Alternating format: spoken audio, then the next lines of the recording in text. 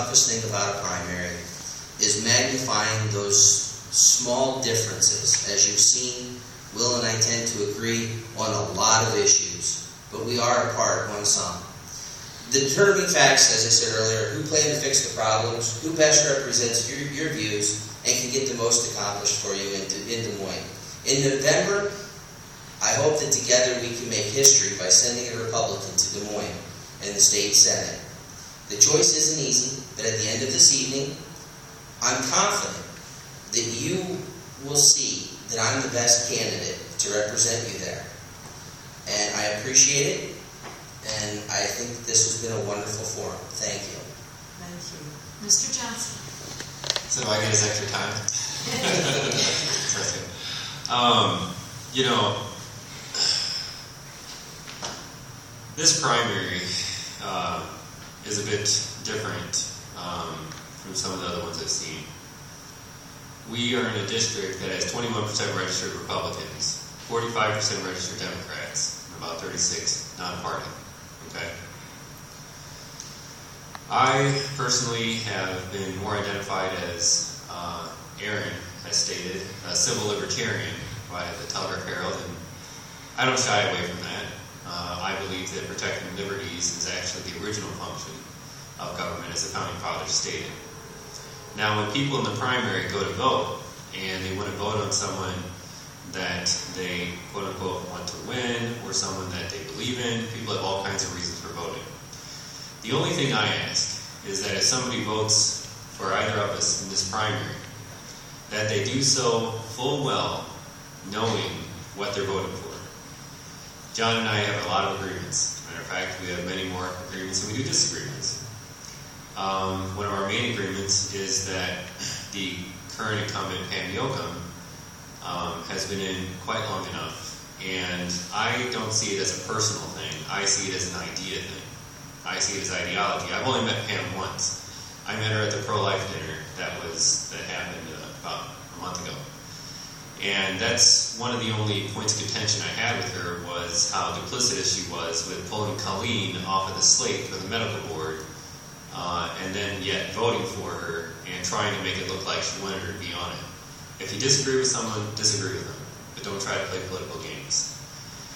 When people go to the ballot box for either of us, I want them to think very clearly about who they want to get out, which is Pam Yoakum.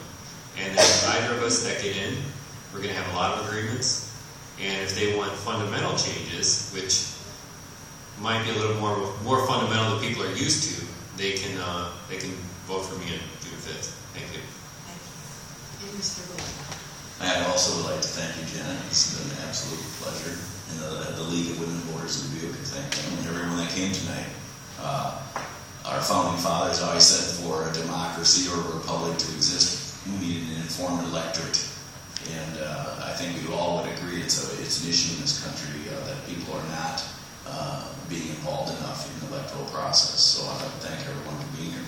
Secondly, I'd also like to say, in my travels in the 1st District in the last 6 months, I'm usually on the stage with state candidates, and I am so optimistic about the Republican Party, and based on the strength of our state candidates like John and like Will, we've got some great candidates across the state, and I think we're going to do well. That's a plug, but we're going to do well in the fall.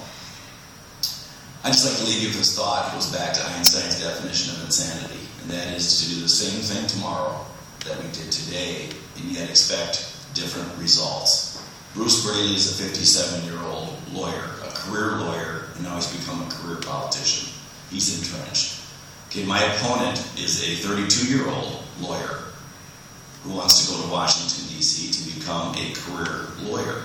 Okay, and if we keep sending people to Washington, D.C. who want to go there because they covet a career in politics, they want to go there because the $174,000 in the pension plan look good to them, we will never, ever change Washington.